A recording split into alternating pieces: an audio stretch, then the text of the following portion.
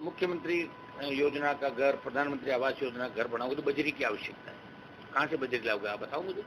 बजरी की दरें 50 रुपये 45 रुपये राजकोष में जमा होंगे, 16-17 टन के जमा होते हैं, 40 टन पे वो बजरी के 550-600 रुपये बजरी माफिया ले रहा है। ये वही बजरी माफिया है जो वसुंधरा जी की सरकार चलाता था, गहलोत की सरकार चला रहा है।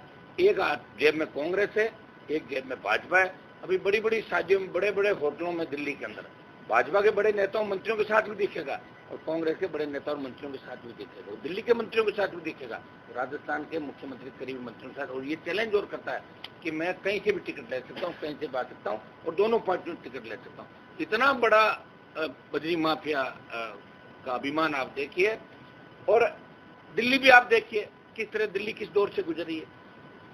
अडानी का नाम मत लो, अडानी का नाम ले लिया तो लोग ना ना ना अडानी का नाम मत लो, बोलो इतना रटा दिया उनको अडानी अडानी अडानी कि जैसे अडानी मोदी से बड़ा हो गया, ऐसा दिल्ली के अंदर हमें लग रहा था।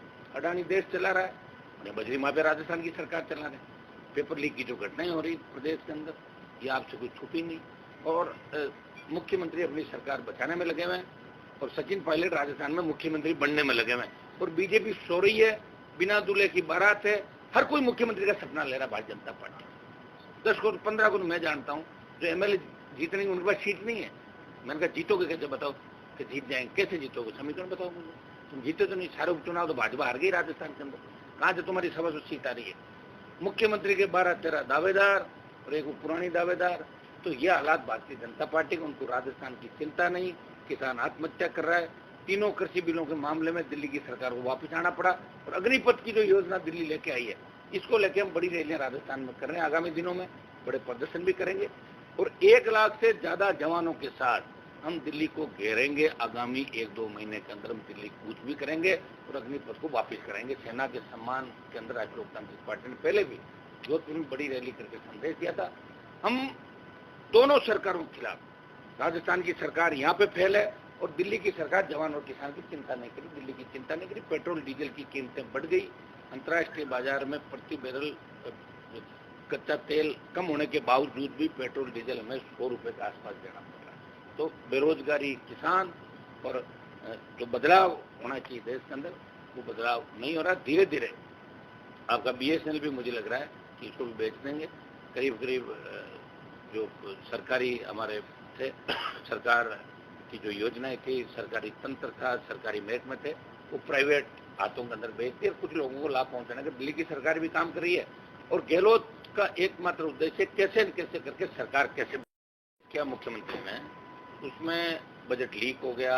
इससे बड़ा दुर्भाग्य नहीं हो सकता कि 8 मिनट तक पुराना बजट पढ़ गए तो उसके बाद अधिकारी दीर्घा से लोग पर्ची भेजते हैं, मुख्य सचिव कान में कहते हैं सीएम को माफी मांगनी पड़ती है। तो इसका मतलब साफ साफ है कि अधिकारी राजस्थान की सरकार को चला रहे हैं। जो हम आरोप लगा रहे हैं वो सही है और बीजेपी को भी पता नहीं लगा। ऐसा नहीं भारतीय जनता पार्टी को बजट लीक का पता लग गया था, वो भी 8 मिनट तक सुनती जा रही थी। अधिकारियों ने कहा, मुख्य सचिव तक आते हैं तो फिर सीएम को माफी मांगनी पड़ती है। ये दुर्भाग्यपूर्ण घटना। इससे पहले भी 98 से 2003 में जब अशोक गहलोत मुख्यमंत्री थे तो एक निर्दलीय विधायक भरतपुर के वो बजट को आधा घंटा पहले ही बाहर लेके आ गए थे कि ये बजट आने वाला। तब भी बजट लीक हुआ था, बड़ा हंगामा और कार्रवाई भी हुई थी। इसमें भी हमारी मांग है कि जो भी अफसर जिनकी भी कारस्तानी रही, ऐसी घटनाओं की पुनरावृत्ति नहीं हो। बजट एक मतलब उम्मीद होती है राजस्थान की जनता की, आम आवाम की, हर वर्ग की। वो देखता है कि बजट क्या आएगा। हर व्यक्ति उसी टेलीविजन के आगे रहता है, हर व्यक्ति वो जो विधानसभा का जो लाइव चलता है उसको देखता है कि बजट के अंदर हमें क्या सौगात मिलेगी।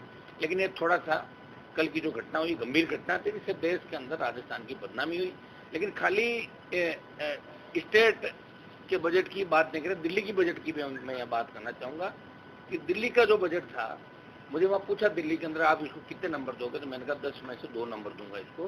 क्योंकि दिल्ली के बजट से भी बड़ी उम्मीद देश के लोगों की थी, जवान, किसान, उसको कहीं नहीं लिया गया। और विशेषकर राजस्थान, कर्नाटक के अंदर चुनाव है तो सूखे को लेकर कर्नाटक में विशेष पैकेज कर्नाटक के चुनाव के अंदर दिया गया था। कर्नाटक के मंत्रियों में दम था, वो कर्नाटक में पैसे ले गए। और हमारे यहाँ से 5 से 6 लोग राजस्थान को रिप्रेजेंट करते हैं, 5-6 मंत्री, बड़े बड़े बयान इनके आते हैं, ये कर दिया वो कर दिया। और जब नहीं होता तो कहते स्टेट गवर्नमेंट ने नहीं किया। आरोप प्रत्यारोप अखबार में छपने के अलावा इनका कोई काम नहीं। राजस्थान को एक नया पैसा नहीं दिला पाए। ये दुर्भाग्यपूर्ण बात है कि 4 साल के अंदर हमारे 5 मंत्री होते भी राजस्थान को एक नई रेल लाइन की सौगात भी राजस्थान को नहीं मिली। और जो इसके अंदर एक इनकम टैक्स जो छूट दी थी 7 लाख की, उसको भी अगर गंभीरता से देखेंगे तो मुझे नहीं लगता कि वो सिर्फ नए जो इनकम टैक्स देंगे उन लोगों को ही फायदा मिलेगा।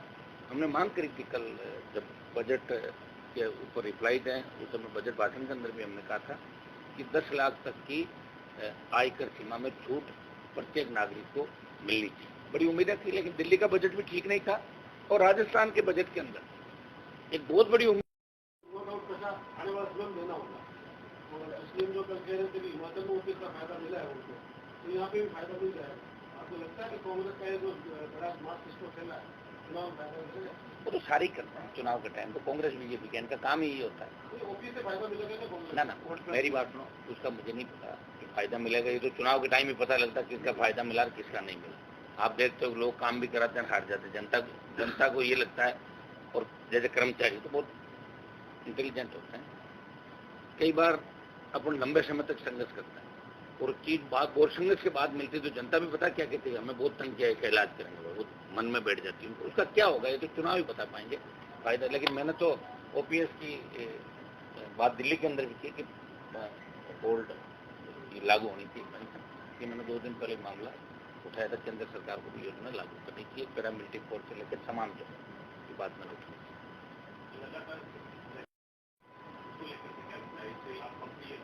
इसका फायदा मिलेगा। आप ऐसा सुनो, गरीब को तो फायदा मिलना चाहिए, मिलेगा। अरे मोदी जी ने तो बजट ही ले लिया हमारा, 10 करोड़ रुपए सांस डोज ले लिए। इतनी भूख आ गई दिल्ली के अंदर कि एमपी कोटा जो 5 करोड़ होता उसको 2 साल का प्रधानमंत्री ने हमसे कोटा ले लिया। एमपी के सारे अधिकार खत्म कर दिए। सेंट्रल स्कूल में किसी भाई की अगर मदद करने के 10 एडमिशन कराते थे वो खत्म कर दिया। और हमने तो ये भी कहा साहब आप ये रिजर्वेशन और ये जो 10, 15, 20 टिकट देते हो हवाई जहाज, ये भी खत्म करो, फालतू का बोझ लेके क्यों घूमो। ये तो हम कर लेंगे, घूमना होगा तो नहीं तो रेल में चल लेंगे, खुद के साथ नहीं चलेंगे। एक जो सांसदों की स्थिति दिल्ली के अंदर है वो बहुत मतलब बदले की भावना से वहाँ काम होता है। बीजेपी के एमपी के तो फिर भी काम हो जाते हैं, लेकिन जो बीजेपी के एमपी नहीं है वो मैंने देश के अंदर देखा कि उनके काम दिल्ली के अंदर उनका कागज जाता तो उसको एक साइड में फेंक देते। कई मंत्रियों को मैंने देखा, समझदार मंत्री कम है। स्टेट गवर्नमेंट के अंदर एक मैंने फर्क देखा कि 13 से 18 जब वसुंधरा सीएम थी, मैं खींवसर से विधायक था, मेरे खींवसर में पूरा काम रोक दिया था 3.5 साल। मुझे सुप्रीम कोर्ट जाना पड़ा। 199 के काम होगा, हनुमान बेनीवाल के नहीं होगा। लेकिन इसमें थोड़ा सॉफ्ट अशोक गहलोत बात कर सकते हो कि ये भारतीय जनता पार्टी के लोगों के भी उतना ही काम करता है जितना कांग्रेस के लोगों। सड़कें बनेगी बीजेपी के लोगों, बिजली बीजेपी के लोगों के, पीएचडी की ट्यूब, मतलब हर विधायक को अधिकार। ये सॉफ्ट इस मामले में काम किया, लेकिन भावना से लोग भी काम करते हैं। बेटा हारने के बाद 98 में 3 और 8 से 13 का जो कार्यकाल था, ये कार्यकाल बिल्कुल अलग है। बेटा स्थापित नहीं हो पाए राजनीति में, पायलट सरकार गिरा रहे थे परेशानी के अंदर, सारे जितने चोर बदमाश थे उनको खुली छूट दे दी। कई मिनिस्टर तो घर पे स्टोर लगा के, जिस तरह उनके जैसे प्रसाद लाल मीणा इसका बेटा, तो 5-7 लोग तो ऐसे हैं कि रेट तय करेंगे, आप इतना पैसा दो मनता ही पोस्टिंग। ये हो रहा तबादला उद्योग चल रहा है राजस्थान के अंदर। ये इनकी मजबूरियां, इनका ये जो कार्यकाल है उन दोनों कार्यकाल की तुलना में अलग तरीके से देखा जाएगा। बहुत कमजोर कार्यकाल सीएम का राजस्थान के अंदर है। लेकिन अगर गरीबों के फायदे की कुछ योजना है और वो लागू होती है तो निश्चित रूप से गरीब को फायदा होता है। इसमें पॉलिटिक्स हम नहीं करते। पूरी विफलता है, पूरी विफलता है, पूरी विफलता। 24 में राजस्थान की जनता सबक सिखाएगी इनको। मैंने बता दिया ना आपको कि 24 के अंदर जीतने में बहुत जोर आएगा, चाहे कोई भी हो। राजस्थान के केंद्रीय मंत्रियों को लोकसभा पहुंचने में बहुत जोर आएगा 24 के अंदर, चाहे मोदी जी की हवा हो और चाहे किसी की भी हो। कांग्रेसी विधायक नावा का विधायक हो, चाहे आपका बेगू का विधायक हो, चाहे जोरीलाल का हो, जब इनके बच्चों पे, परिवारों पे बात आती है और ये अन्याय, अत्याचार, हत्या, लूट, बलात्कार करते हैं तो एक ही पार्टी सड़क पर आती है, वो राष्ट्रीय लोकतांत्रिक पार्टी। पेपर लीक, रीड से लेके गैंगस्टर, अपराधियों के खिलाफ अगर मोर्चा खोलता हुआ नजर आता तो राष्ट्रीय लोकतांत्रिक पार्टी। राष्ट्रीय लोकतांत्रिक पार्टी लोगों के मन में बस चुकी है। राजस्थान का जवान इस पार्टी को अपनी पार्टी मानता है। पहली बार यूपी, बिहार, और हरियाणा के झंडे पकड़ के हमारे लोग नारे लगाते थे, पहले किसान नेता, मुश्किल से वो झंडे छुड़ाए हमने, वो झंडे छोड़ के आरएलपी के लोग, ये राजस्थान का जवान महसूस करता है कि हमारी पार्टी है, इस पार्टी को हमें आगे बढ़ाना है और ये भ्रष्टाचार मुक्त राजस्थान देगी। और 200 सीट पे चुनाव की हमने पहले ही घोषणा कर दी, लेकिन 150 से ज्यादा सीटों में लड़ेंगे। और क्षेत्रीय दल और कोई अगर आते हैं जो कांग्रेस बीजेपी के खिलाफ है और जिनका जहां प्रभाव है, तो गठबंधन भी उन लोगों से हम करेंगे। हम चाहेंगे कि भाजपा को रोकें और कांग्रेस को भी रोकें राजस्थान के अंदर, ये हमारा उद्देश्य रहेगा। टोल फ्री करें और जो जितने भी हमारे संविदा कर्मी लंबे समय से आंदोलित है, इनकी मांगों पर सकारात्मक विचार करना चाहिए। लेकिन भारतीय जनता पार्टी खाली बेल में नारे लगा के और फोटो छपा के अगर चाहती है कि राजस्थान में हम सत्ता में आ जाए, तो बीजेपी को भी लोग भूले नहीं है।